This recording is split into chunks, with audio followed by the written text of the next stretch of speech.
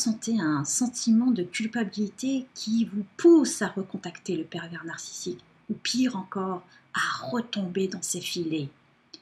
Ceci est d'autant plus vrai qu'en tant que maître de la manipulation, le pervers narcissique excelle dans l'art et la manière de relancer votre espoir en un meilleur lendemain, en un changement de la situation pour le mieux. Ceci vous place inévitablement en position de bourreau et vous le percevez comme un pauvre être désespéré et qui a tant besoin de votre aide. La culpabilité, elle peut être exagérée. Elle peut rester dans votre esprit, vous écraser, vous dépersonnaliser totalement, voire vous hanter pendant plusieurs jours ou plusieurs semaines alors que vous ne vous trouvez pas dans une situation où vous êtes directement en train de faire du mal à quelqu'un. Il s'agit donc d'une souffrance émotionnelle qui se déclenche dès lors que vous pensez que vous devez renier tous vos besoins, que vous devez renier tout ce qui est important pour vous. La souffrance, elle est en quelque sorte ici pour vous éduquer à penser différemment et à arriver à vous déployer dans ce monde. Et bien évidemment, ils n'éprouvent de toute façon aucune empathie. Donc pour eux, c'est réglé. Ils ne vont pas évoluer de ce point de vue-là, ni d'aucun par ailleurs.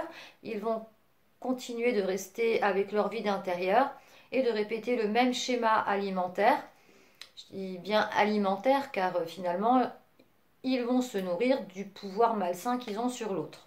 Vous avez, vous, la possibilité de réfléchir sur la question de votre culpabilité, de vous demander peut-être ce qui s'y joue, c'est-à-dire d'essayer de tirer de toute cette noirceur un petit peu de lumière.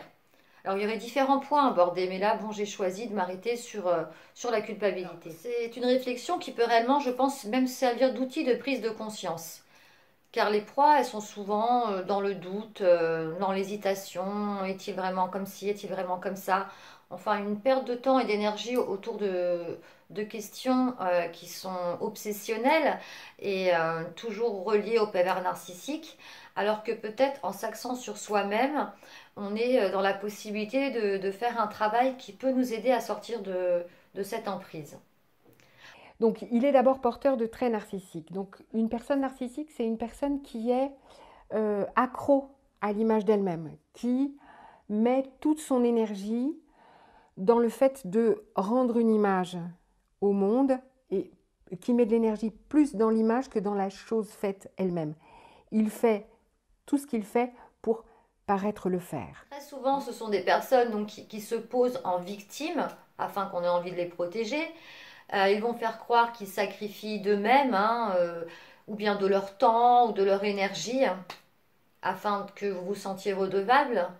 Ils vont déformer vos propos, les inventer, les sortir du contexte, de la même manière pour vos actes d'ailleurs. Une bonne estime de vous-même va vous permettre de vous percevoir d'une façon aussi réaliste que possible et de vous dégager de la manipulation. Prendre ses responsabilités est un processus différent de se sentir coupable. Dans le premier cas, vous portez un regard adulte. L'une des étapes de la libération est justement de sortir de cette étape réactive pour aller vers une action consciente et réfléchie de votre part. Vous devez reprendre le contrôle de vos émotions et identifier le processus de culpabilisation. Quel est votre seuil de tolérance? Le seuil de tolérance, c'est simplement ce que vous pouvez tolérer avant de décider que l'autre dépasse les bornes. Pour moi, mon seuil de tolérance, par exemple, c'est la manipulation. Si je me rends compte que j'ai été manipulé de manière consciente un certain nombre de fois répétées dans la relation, j'ai plus aucune culpabilité. Elle s'enlève directement. Je me dis, l'autre m'a manipulé. Waouh, carrément, il a osé, bah c'est fini. Ciao. Et voilà, là je le vire.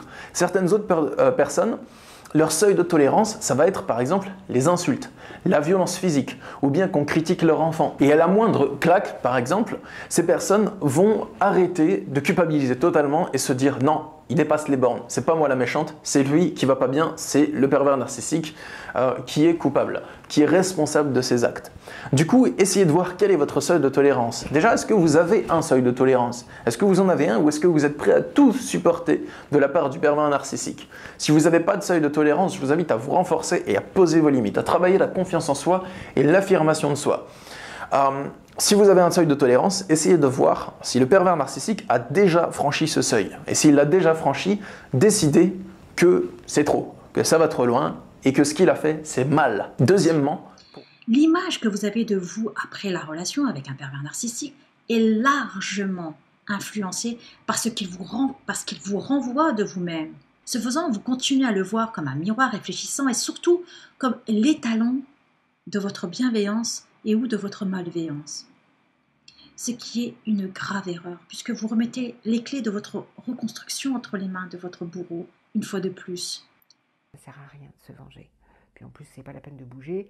Vu comme il est tricoté, tôt ou tard, il va finir par se casser le nez. Et puis, traverser un troisième deuil qui est infiniment douloureux. C'est le deuil d'un monde où tous les hommes sont de bonne volonté et où, à force d'amour et de dialogue, on va pouvoir devenir tous frères. Quand les hommes vivront d'amour, il n'y aura plus de misère, les soldats seront troubadours. Et nous serons morts, mon frère, chante Gilles Vigneault. Faire ce deuil-là. Or, en général, les proies sont de belles personnes. J'ai coutume de dire de façon très affectueuse, sont des bisounours. Et donc, faire le deuil du monde de bisounours. Le mal existe. C'est difficile à regarder dans les yeux, ça. C'est difficile, vraiment.